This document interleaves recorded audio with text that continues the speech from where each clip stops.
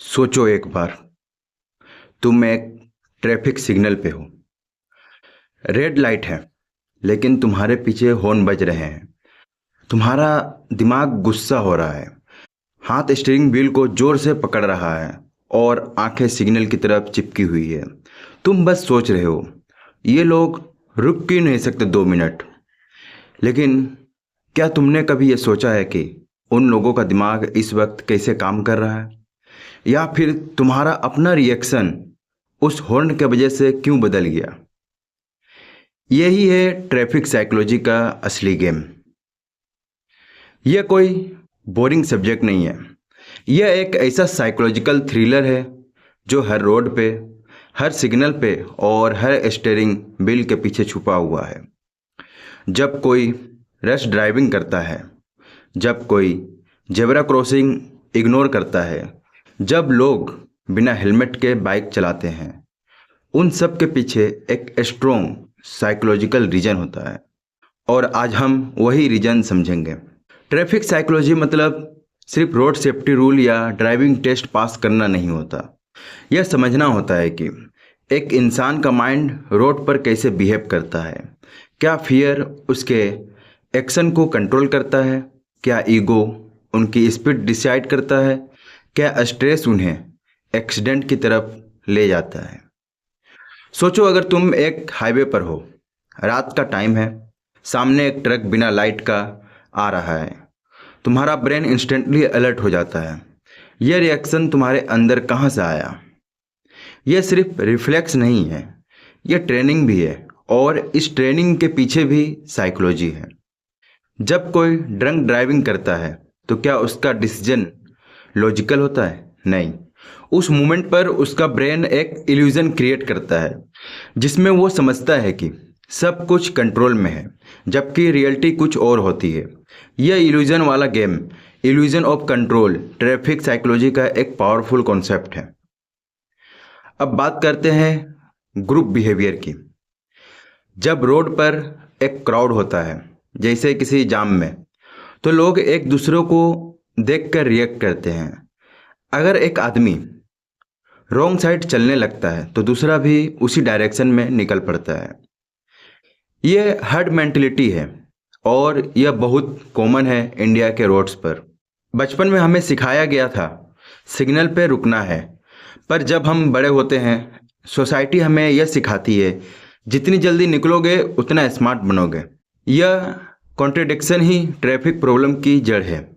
जब rules follow करने को वीकनेस समझा जाता है, तब रोड डेंजरस बन जाता है।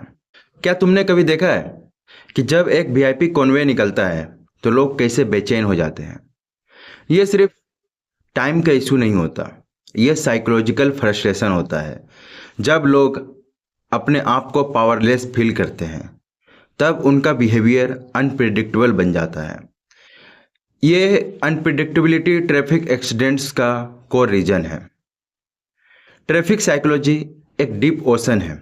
इसमें cognitive psychology, behavioural psychology, social influence, stress response, attention span और इवन मेमोरी भी इन्वॉल्व होती है। एक ड्राइवर को कितना टाइम चाहिए ब्रेक पे प्रेस करने में? उसकी अटेंशन कहाँ थी उस मोमेंट में? क्या उसका मूड उसके डिसीजन मेकिंग को अफेक्ट कर रहा था? ये सब सवाल हमें हर क्रैश के पीछे पूछने चाहिए। और सबसे इंटरेस्टिंग पार्ट, रोड रेज। जब एक छोटी सी बात पे लोग लड़ने लगते हैं, कार से निकलकर एक दूसरे को गालियाँ देते हैं, तो वो सिर्फ गुस्सा नहीं होता, वो सप्रेस्ड फ्रस्ट्रेशन होता है। शायद वो फ्रस्ट्रेशन घर से आया हो, ऑफिस से आया हो, या पुराने ट्रैफिक एक्सपीरियंस का हो। रोड उन इमोशंस का एक्सप्लोजन पॉइंट बन जाता है। और जब हम बात करते हैं जेंडर रोल्स की, तो देखा गया है कि मेन ज़्यादा एग्रेसिव ड्राइविंग करते हैं और वुमेन कॉजेस होती हैं। पर क्या यह सच है या स्टीरियोटाइप? क्या सोशल एक्सपेक्टेशन इन बिहेवियर को शेप करते हैं? आखिर में ट्रैफिक साइकोलॉजी सिर्फ एक सब्जेक्ट नहीं है, यह एक मिरर है। यह दिखाता है कि हम रियल लाइफ में कैसे डिसीजन लेते हैं, स्ट्रेस हैंडल करते हैं और दूसरों के बिहेवियर से कैसे इन्फ्लुएंस होते हैं। अगर हम इस सब्जेक्ट को सीरियसली समझें तो सिर्फ एक्सीडेंट रेट ही नहीं बल्कि लोगों का माइंडसेट भी बदला जा सकता है। सो अगली बार जब आप रोड पर निकलना, सिर्फ ट्रैफिक सिग्नल मत देखना, लोगों के चेहरे देखना, उनके बिहेवियर ऑब्जर्व करना। आपको हर रोड एक साइकोलॉजी लैब लगेगा। तो चलिए एक रियल सीन लेते हैं। दिल्ली के राजीव चौक पर पीक आवर का टाइम है। हर तरफ हॉर्न, लोगों की चीख पुकार, ट्रैफिक पुलिस का विसल और लोगों के फ्रस्ट्रेट चेहरे। इन सब के बीच एक ऑटो वाला सिग्नल तोड़ता है और एक स्कूटी उससे बचने के चक्कर में गिर जाती है। अब आप बोलो, क्या ये सिर्फ एक गलती थी या एक पैटर्न था? यह पैटर्न रिपीट होता है हर शहर में, हर स्टेट में, और यह पैटर्न के पीछे होता है साइकोलॉजी का पावरफुल इन्फ्लुएंस। जब हम हाईवे पे स्पीड लिमिट क्रॉस करते हैं, हमें एक थ्रिल फील होता है, एड्रेनलाइन रश करता है, ईगो बुश होता है। यह सिर्फ स्पीड नहीं होती, यह एक साइकोलॉजिकल हाई होता है जिसका connection stress, competition, even personal insecurities से होता है। इंसान का मन चाहता है कंट्रोल और डोमिनेंस, और रोड एक ऐसा बैटलफील्ड बन जाता है जहां हर व्हीकल एक रिवल जैसा लगता है। और रोड रेज वो तो साइकोलॉजिकल वोल्केनो है। जब किसी को लगता है कि उसकी इज्जत को चैलेंज किया गया, चाहे वो ओवरटेकिंग हो या एक आंखों का एक्सप्रेशन, तब वो रिएक्ट करता है एग्रेशन से। यह रिएक्शन इम्पल्स कंट्रोल से रिलेटेड होता है, और अगर किसी की ज़िंदगी में ऑलरेडी स्ट्रेस हाई है तो रोड उसका ब्लास्ट जोन बन जाता है। अब चलते हैं एक और साइकोलॉजिकल जोन में, ट्रैफिक वायलेशन और गिल्ट। जब कोई सिग्नल तोड़ता है और फिर अपने रियर व्यू मिरर में पुलिस को नहीं देखता तो उसका दिमाग खुद को कन्विंस करता है कुछ नहीं हुआ, सब करते हैं। इसे कहते हैं रेशनलाइजेशन। यह एक डिफेंस मैकेनिज्म है जिसे इंसान अपने गलत काम को सही साबित करता है। रोड पर यह बिहेवियर कॉमन है और इसी वजह से लोग बार बार सेम मिस्टेक रिपीट करते हैं। एक और इंटरेस्टिंग एंगल है लर्निंग बिहेवियर। अगर एक बचपन में देखता है कि उसका पापा रेड लाइट पे बिना रुके चले जाते हैं तो उसका माइंड में यह सेट हो जाता है कि रूल ब्रेकिंग एक्सेप्टेबल है। जब वो बड़ा होता है वो भी वही करता है। इसे कहते हैं ऑब्जर्वेशनल लर्निंग। रोड पर ज़्यादातर लोग ड्राइवर्स स्कूल से नहीं बल्कि दूसरों के बिहेवियर से सीखते हैं। क्या आप जानते हो कि कुछ लोग कॉन्शियसली रेड लाइट पे रुकते हैं लेकिन उनका माइंड तब भी रेस्टलेस होता है। उन्हें लगता है कि वो टाइम वेस्ट कर रहे हैं। ये इम्पिटेंस उनकी प्रोडक्टिविटी एक्सपेक्टेशन से लिंक्ड होती है। सोसाइटी ने हमें सिखाया है fast is smart, slow is loser, और इसी फास्ट कल्चर ने रोड सेफ्टी को कैजुअलिटी बना दिया है। और जब हम जेंडर साइकोलॉजी की बात करते हैं तो कुछ स्टीरियोटाइप्स ब्रेक होते हैं। मेन एग्रेसिव होते हैं पर वुमेन भी इमोशनल प्रेशर में गलत डिसीजन लेती है। जब एक मदर अपने बच्चे को स्कूल छोड़ने जा रही होती है और लेट हो जाती है तो वो जल्दी में रिस्क ले सकती है। इमोशंस रोड डिसीजन को शेप करता है। फियर, लव, एंगर, गिल्ट सब स्टीयरिंग व्हील के पीछे काम करते हैं।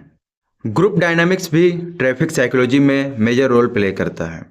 जब एक जाम लगता है और लोग चिल्लाने लगते हैं तब पैनिक या इरिटेशन कॉन्टेगियस हो जाता है। एक का मूड दूसरे को इन्फ्लुएंस करता है। इसे कहते हैं इमोशनल कॉन्टेगिएशन। कभी कभी एक काम पर्सन भी एंग्री बन जाता है सिर्फ इसलिए क्योंकि आसपास के माहौल स्ट्रेस से भरा होता है।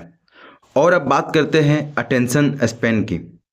आज के ज़माने में डिस्ट्रैक्टेड ड्राइविंग एक बड़ी समस्या है। लोग फ़ोन पर मैसेज लिखते हैं, कॉल उठाते हैं या इवन सेल्फी लेते हैं। ये सब कारण अटेंशन डिफिक्ट के हैं। जब ब्रेन मल्टीटास्किंग करता है तब रिएक्शन टाइम कम हो जाता है। सिर्फ 2 सेकंड का डिस्ट्रैक्शन एक जान ले सकता है। एक और एलिमेंट है ड्राइविंग फटीग। जब कोई लंबी ड्राइव के बाद टायर्ड होता है तो उसका फोकस और डिसीजन मेकिंग ड्रेस्टिकली गिर जाता है। यह साइकोलॉजिकल और न्यूरोलॉजिकल फटीग होती है जिसमें ड्राइवर अलर्ट नहीं रहता। इसलिए रोड सेफ्टी कैंपेन में रेस्ट का कॉन्सेप्ट इंट्रोड्यूस किया जाता है। और जब हम अर्बन वर्सेस रूरल ड्राइवर्स की बात करते हैं तो यह भी एक साइकोलॉजिकल डिवाइड क्रिएट करता है। अर्बन ड्राइवर्स ज़्यादा इम्पेंस होते हैं क्योंकि उनकी लाइफ फास्ट पेस्ड है। रूरल ड्राइवर्स रिस्क लेते हैं क्योंकि उनकी रोड्स ज़्यादा एम्प्टी होती है। इन्वायरमेंट साइकोलॉजी भी ड्राइविंग बिहेवियर पे असर डालती है।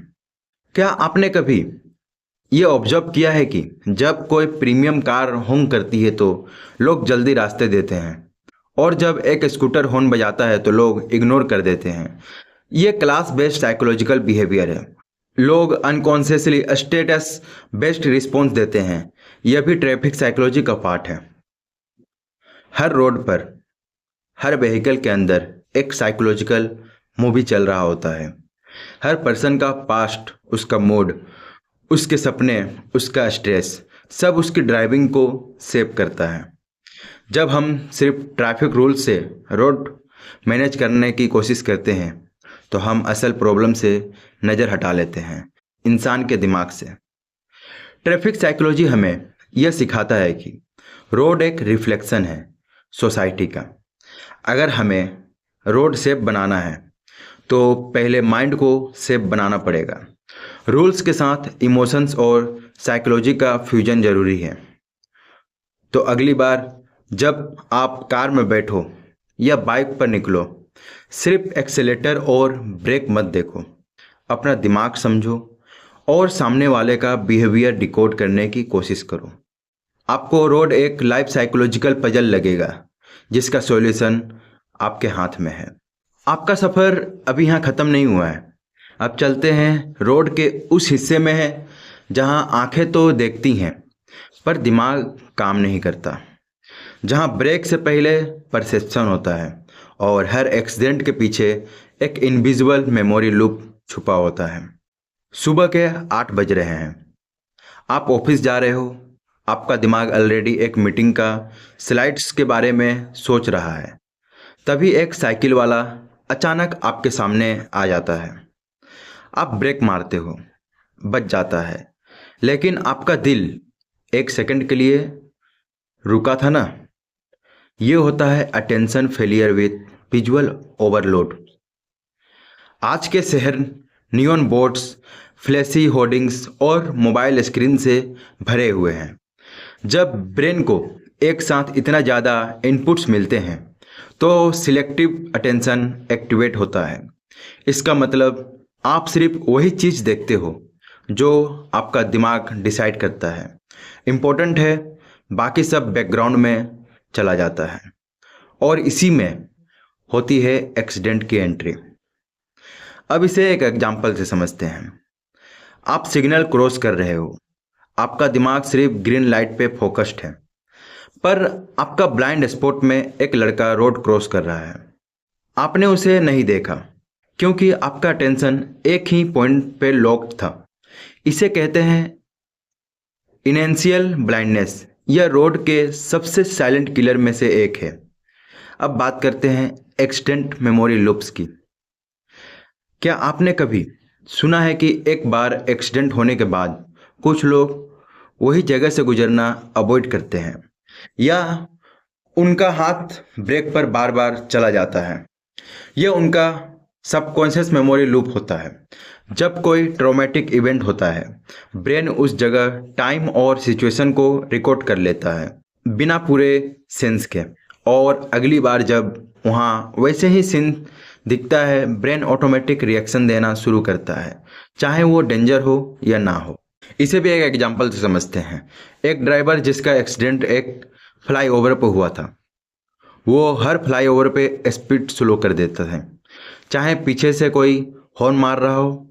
उसका ब्रेन उस मोमेंट को दोबारा जी रहा होता है। फ्लैशबैक इन मोशन, ये पीटीएसडी का माइंड फॉर्म हो सकता है, जिसमें ट्रैफिक भी ट्रिगर बन सकता है। अब आते हैं रोड डिजाइन और साइकोलॉजिकल बिहेवियर पर। क्या आपने कभी सोचा है कि कुछ रोड्स पे लोग ऑटोमेटिकली स्लो हो जाते हैं और कुछ रोड पे बिना रीजन के स्पीड कर देते हैं? ये सिर्फ रोड का स्लोप या सरफेस नहीं है, ये साइकोलॉजिकल इंजीनियरिंग का रिजल्ट होता है। इसे एक एग्जांपल से समझते हैं। एक कर्व्ड रोड जिसका एंगल 60 डिग्री है और उसके दोनों साइड पे ट्रीज हैं, वो नेचुरली एक टनल जैसा फील देता है। ब्रेन इसे रिस्क जोन के रूप में परसीव करता है, लोग वहाँ स्लो चलते हैं। लेकिन एक वाइड स्ट्रेट रोड बिना डिवाइडर के ब्रेन को एक रेस ट्रैक जैसा फील देता है और बिना सोचे समझे फुट प्रेशर एक्सीलेटर पे बढ़ जाता है। ये साइकोलॉजी कहता है रोड डिजाइन इंसान के अनकॉन्शियस बिहेवियर को साइलेंटली गाइड करता है। इसलिए flyovers, speed breakers, zebra crossings और सिग्नल की पोजीशन सिर्फ टेक्निकल डिसीजन नहीं होते हैं, ये मेंटल मैप्स क्रिएट करने का काम करते हैं। और यह भी सच है, जब डिजाइन कंफ्यूजिंग होता है, जैसे लेन मार्किंग वेगी हो, साइन अनक्लियर हो या रोड अनइवन हो, तो ब्रेन फटीग डेवलप होता है। ड्राइवर को हर सेकेंड कॉन्शियसली डिसीजन लेना पड़ता है। यह कॉग्निटिव लोड बढ़ा देता है और गलती होने का चांस भी। अब बात करते हैं इमरजेंसी ब्रेकिंग और रिएक्शन टाइम साइकोलॉजी पर। एक एवरेज ह्यूमन का रिएक्शन टाइम होता है 1.5 सेकेंड, मतलब जब आंखों ने देखा और पैर ने ब्रेक दबाया उसमें 1.5 सेकेंड लग जाता है। लेकिन अगर आपका दिमाग ऑलरेडी किसी और थॉट में बिजी है, जैसे कॉल, स्ट्रेस या एंगर, तो ये टाइम 2.5 सेकेंड्स तक बढ़ सकता है। और रोड पर 2.5 सेकेंड का मतलब होता है 100 मीटर्स की मौत। इसे एक एग्जांपल से समझते हैं। एक ट्रक ड्राइवर जिसका दिमाग अपने घर के फाइट्स में बिजी है, उसने रेड लाइट लेट देखी, तब तक एक school bus already road cross कर चुकी थी। इसलिए जब भी हम डिस्ट्रैक्ट होते हैं, हम सिर्फ ड्राइविंग नहीं, दूसरों की ज़िंदगी के साथ भी रिस्क ले रहे होते हैं। तो क्या सॉल्यूशन है? साइकोलॉजी कहता है हर ड्राइवर को अपने मेंटल मिरर्स देखने चाहिए। जैसे रियर व्यू मिरर से पीछे देखते हैं, वैसे ही दिमाग के मिरर से अपने थॉट्स और इमोशंस देखना चाहिए। जब तक दिमाग फोकस्ड नहीं, ड्राइविंग सेफ नहीं। अगली बार जब आप गाड़ी में हो तो एक बार ज़रूर सोचिएगा, मैं सिर्फ गाड़ी नहीं चला रहा, मैं एक सोच चला रहा हूँ। अगर मेरी सोच भटक गई तो स्टीयरिंग भी भटक जाएगी। तो दोस्तों, आज के लिए इतना ही। मिलेंगे नेक्स्ट वीडियो में और भी फैसिनेटिंग टॉपिक्स के साथ। आपको ये वीडियो कैसा लगा कमेंट सेक्शन में ज़रूर बताइएगा और चैनल पर नए हैं तो चैनल को सब्सक्राइब कीजिए, वीडियो को लाइक कीजिए। मिलते हैं नेक्स्ट वीडियो में, तब तक के लिए धन्यवाद।